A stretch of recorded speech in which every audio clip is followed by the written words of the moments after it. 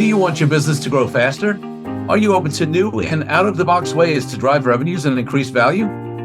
How do you imagine the most successful entrepreneurs and business leaders double, triple, or expand their businesses tenfold or more?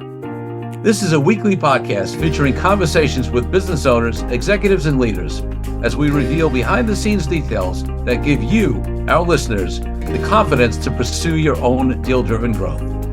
On the show, we discuss a huge variety of deals, everything from large, complex mergers and acquisitions, capital raising, joint ventures, strategic alliances, real estate, affiliate and sponsorship deals, and more, including smaller deals that you can do without significant capital.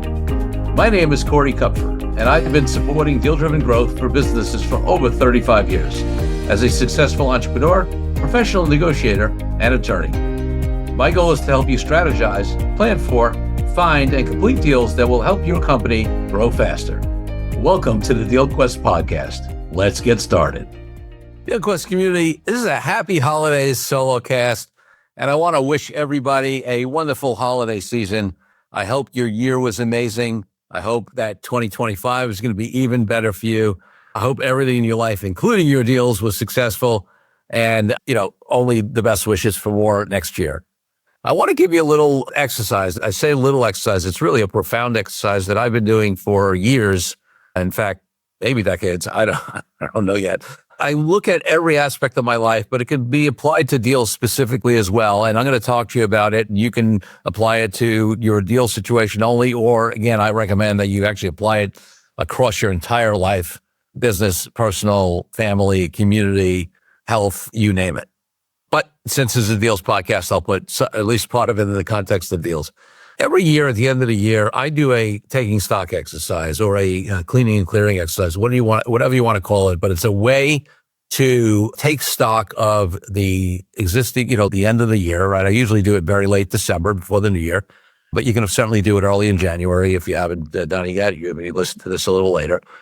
And the purpose of it is to fully complete the prior year. You see, what happens is, coming into a new year, a lot of people in fact, I think most people make what I think is a very fundamental and classic mistake when they set their new vision, goals, resolutions, objectives, whatever process they go through to kick off the new year, they do not complete the prior year. And what does that cause? That causes you to drag everything that you had from the prior year into the new year, right? If you don't complete your upsets, your failures, the things you're unhappy about that you didn't complete, then you're not going to be coming from a clear and clean slate when you're even deciding on what you should focus on, what your goals and vision should be for the next year.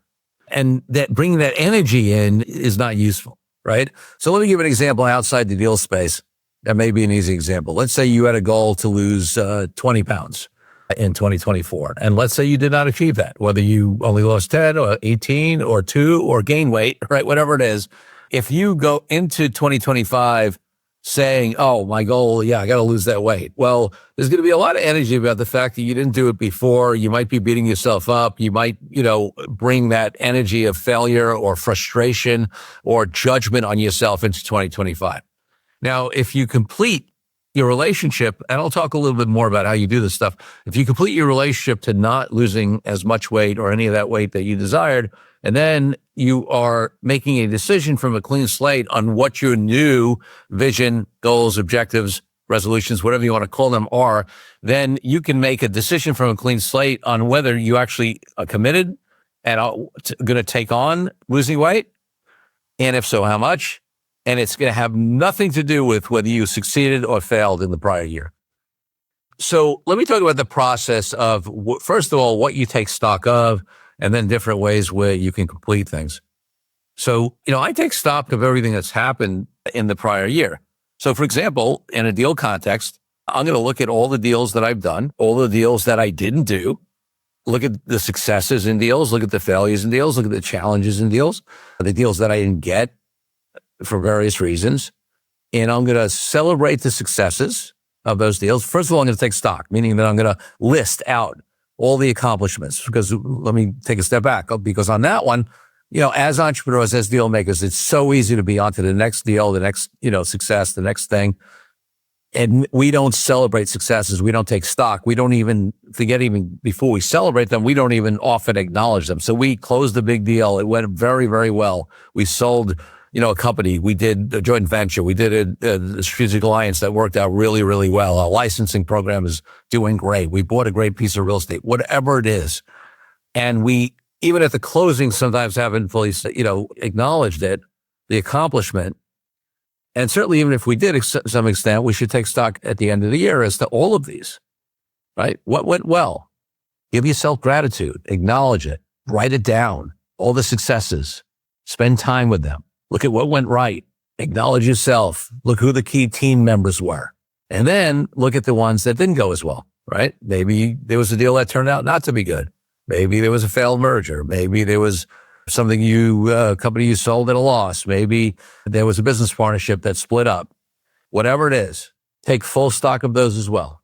And this is an area especially where you want to take stock of what happened, what the lessons are, maybe what you can improve or you did quote unquote wrong, right? What you can learn from that, what you need to own, what you learned about yourself in the process. And in addition to the, what might be the analytical, let's call it, analysis. Oh, well, listen, in hindsight, I look at that. We didn't buy well on that, or we didn't do great due diligence on that. Or, the market changed on us. So maybe it wasn't our fault, but we want to analyze and understand the conditions of the market that created that risk so we can decide whether we want to take it again in future deals or, in another time. But then you also want to really go inside and look deep and analyze bring things that you brought, right, that might be less on a analytical side and more on what might be a more personal or emotional or self-awareness, let's call it, side, right? Maybe you had a deal that went bad because your ego got involved, right? And maybe he was in competition with other buyers and that was caused you to buy poorly. Or maybe, in that business partnership, it wasn't all your partner's fault. Maybe you brought a nickel to that dime with some bad decisions or with emotional reactions or with judgments or with fear that came into play in that business relationship that caused it to end. Take stock of all that. Be honest with yourself. Because the issue is if you don't do that, then you are definitely going to bring those issues into the next, business partnership, the next deal. And sure, some of those issues may be, we learned something about a better way we should do due diligence, or we're going to tweak our financial analysis model. But some of those also may be, I'm going to try to keep my ego in check next time, or I'm not going to act out of fear anymore, right? Or I am going to stand for what I want. Maybe I let too much go by because I, wasn't willing to be confident enough to stand in myself. So do that internal taking stock on how it impacted your deals. And obviously these things can apply to other areas of your life, any area of your life. It could be your marriage or significant other. It could be with your kids. It could be, with your community and organizations you're involved in, friends, relationships, health, etc. Right? So I really encourage you to apply this process across the board. And there are a number of different questions you can ask yourself around, wins, what went well, look at the different areas of your life, do that in every area, what challenges there were. But then also you want to take stock of just other parts of your life. Take a look at where you're living, whether that's the city, whether that's the house or apartment, right? Is it serving you still? Take stock of that, In the context of business, take stock of your business partners and team. Do you have the right team? Who do you want to take stock of did really well? And what did they do well? And maybe it's time to acknowledge them. Are there other people that are not serving you anymore in that business, for those deals? Do you need to change their situation, whether that's putting them in a different role, reducing their role, training them up, or maybe, moving them, assisting them to move to something that's a better fit for them, inside or outside your organization. If you don't take stock, you're not going to know those things. And the end of the year is, listen, to some extent, the end of the year is artificial, right? But it is a time where we tend to do this kind of stuff. And frankly, in business, for many, many companies that are on a calendar fiscal year, it is a new fiscal year. It is a new tax year. Psychologically, it's a new start of the year. Your clients and customers often are thinking about new things for the year. So, although this can be done at any time, it's a great time, to do it. Now, once you take stock of all that stuff, what you want to do is, as I started to allude before, is, hey, celebrate the wins. And part of that could just be thinking about it and acknowledging yourself and really owning that, good job. Some of it may be like, do something, right? Go out and celebrate. Have a dinner. Buy yourself that thing that, you weren't going to buy yourself, but maybe, you deserve it. Whatever it is, take a trip. Whatever it is for you, do something that's meaningful to celebrate the successes. And then with regard to the challenges, the questions are, what do you need to do to complete them? Well, maybe there's some conversations you need to have. If you are incomplete with anybody, right? Let's say you have a deal partner or a business partner, that there were some issues that came up in the prior year. You haven't really talked them through and they're bothering you. You really take stock and think about it. They're bothering you. Maybe the economic split on a deal is not working anymore because you're putting in more work than is anticipated. And you want to and you haven't brought it up, but it's really sitting there and you want to have a conversation about whether there needs to be a readjustment of the arrangement on that deal. Well, there's an opportunity, at the end of the year, or to commit to do it early in the year, if it's during holiday times, to do that. Maybe it's things where you just have to, express your feelings. Like there's just undelivered communication. Undelivered communication is the worst, right? Get authentic with people. Have those conversations you need to have. Yeah, sure, there may be consequences, but the consequences are worse if you don't deal with it. If you keep it inside, it's worse because it's not great for your health, honestly. And it's also worse because eventually, if these things are not dealt with, they're going to come out and they may fester and build. And even if you're not saying it, your business partner or, and this is, again, obviously clearly true in a personal relationship as well, often will sense that there's something wrong, even if you're not expressing it. So have those conversations you have to have. Deliver those undelivered communications. Ask for whatever input and support you need from others.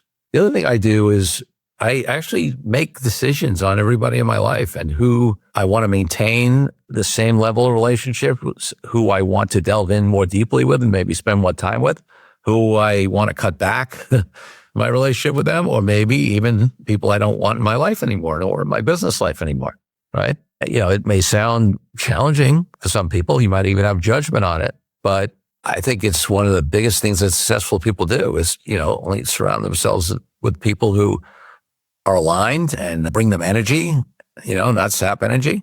And listen, there's some people in your life, especially more in your personal life that, you may not be able to easily get rid of, or maybe you don't really want to. Maybe they're a family member, but you may adjust the time or put some boundaries around the conversations. If there's somebody who brings you down, you may choose to say, hey, I'm still going to spend some time with them, but if they start going to a certain place, I'm going to bring it up with them, right? But there may be some folks, including business associates, industry partners, people that you are doing a deal, have done a deal with, or maybe discussing doing a deal with, who you realize aren't the right fit. And maybe, they don't belong in your business life, or maybe they just don't belong in your business life in this particular business relationship or deal. Maybe there'll be something in the future. Great time to take stock of that. And then obviously complete those relationships you need to complete and have those honest conversations with those folks. I can't stress enough. I mean, again, I won't go into detail in the other areas of life because the focus of this podcast isn't, this is not a general coaching or life coaching podcast. It's a deals podcast. But these same conversations can be applied to every area of your life. And if you do it in every area of your life, you're going to really be able to get to a much, clearer and clean place to start 2025 much more powerfully. And I do this every year. And I do it before I do my visioning and planning for the next year. So I can, again, not drag any of this stuff forward. So it's a powerful process I really, really recommend.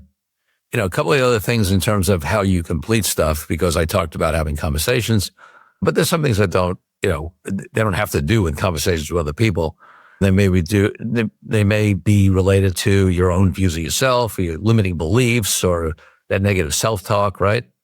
And there are ways you can complete stuff. You can go through rituals. You can say, oh boy, I've been holding on to that bad experience with my prior business partnership, and it's been holding me back from entering into new business partnerships that might be not only lucrative, but phenomenal with phenomenal partners, right? But I have this baggage from this prior business partnership or relationship that has caused me to be gun shy, or that has, affected me in a way that either consciously or maybe you discover through the taking stock process subconsciously has had you avoid or turn down or sabotage other business relationships that could be phenomenally beneficial. Well, one of the ways to complete something that in that example, and it apply to various other things, is you can write it all out. Some people, journaling, writing it all out, getting out all that negative stuff, right? All that judgment, all of that judgment of the other, judgment of yourself, all of that fear, that, writing out literally. And by the way, handwriting these things are best, not typing it. There's been science, a lot of science around how handwriting it. And a lot of times when I give these kind of exercises and I do it myself, you want a right stream of consciousnly. So in other words, you just keep the pen moving. So if you're just going on about that prior business relationship and how it didn't work and it made me feel this way, and I've been frustrated and it's brought some fear in me in terms of future relationships, whatever, and you keep going and going and going and keep that hand going, it should be getting tired. And then, you think you get to a point where you have nothing else, literally write, oh, I can't think of anything else right now. Is there anything else? I'm not sure. Let me think, blah, blah, blah. And you'll be amazed because usually you find more, right? So just really, really push yourself to keep writing and even writing that stream of consciousness about how you don't have anything else for a while until it's really, really tapped out. So that's a way. And then just getting it out sometimes makes a big difference in journaling. For some people, they take all of that and they will then burn it, put it in a fire, right? As a symbol of letting it go. Or they can just write down one core negative belief or fear that came out of that instead of the whole thing and, burn that. There's something about fire, right? And burning it up. That's a way. There's also something called declaring something complete, which sounds simple in a way, but, very difficult to do maybe for others. But you'll know if you can do it. Like sometimes when you're really taking stock and this thing's been dragging on you for a while and you're just ready. You're just ready. And maybe you don't need a whole big thing because you're so ready. You're like, you know what? I declare that complete. And it's not those words because if you say I declare that complete and it truly is complete, you'll feel it. If you say I declare it complete and it doesn't feel complete, well, then it's not complete, right? You can't just declare it so unless the declaring it so actually makes it happen. So maybe, you try to use one of the other methods. Some people, meditate on it. Some people pray, put it up to a higher power, to God, to the universe, whatever, it is, if that is something that you believe in, that's within your paradigm, and your philosophy, and ask help or ask that higher power to, let them forgive and complete and move on. So, whatever it is for you. I mean, listen, I have people, I talk about this when I talk about in my authentic negotiating book about how people prep for negotiations, sometimes to get a clear head, they go out for a run, they exercise, they meditate. These kind of things can be used also for completion. This is the kind of exercise where you want to do it in a quiet environment. You want to allot a few hours, right? At least a couple hours to do it at a clear time with no distractions, not in the middle of a work day, not when the kids are running around. Maybe good to get out of your own environment unless you can, as a part of your environment, your whatever, home office or whatever it is, where you really feel like you can focus on this and this only and really get into a deep place. I promise you that if you do this work, your chances, first of all, you will feel better. You will learn things about yourself. And then also the chances of you being more successful and having the vision you create for, in this case, this year, 2025, manifest are so much higher if you have done this exercise. And it's really interesting because very often different things come up in terms of the vision for the next year when you've done this exercise versus when you did not, because subconsciously you may not realize how much of the stuff from the prior year you're dragging forward, how much of what your vision, which seems to be coming from a place of future, is actually a reaction to or a continuation of the past if you haven't done a completion process, taking stock completion, right, process on the past year. So that is my recommendation, one of the most powerful things that I do every year. By the time this airs, and I will probably have done it already in late December, and then, be on to my visioning for the next year. So listen, I wish you all a phenomenal taking stock and completion process, a phenomenal time with your families, and then a phenomenal visioning process that will lead to a very successful, happy, satisfying, and fulfilling 2025. Take care, DealQuest community. Appreciate you. Thank you for joining me on this episode of DealQuest, where we help you understand how deal-driven growth can be your ticket to freedom. I want to invite you to a unique way to tap into the wisdom and experience of the DealQuest community. The Deal Den is a place where entrepreneurs, high-level executives, and business leaders come together, support each other's growth and success, and share what's working best, as well as what challenges we are facing right now. You will get input not only from me, but from all of our members. We collaborate and serve each other. To join us, go to corykupfer.com/dealden. I'll see you there. I'm Corey Kupfer. Until next week, wishing you the freedom and financial prosperity that I know your DealQuest will bring.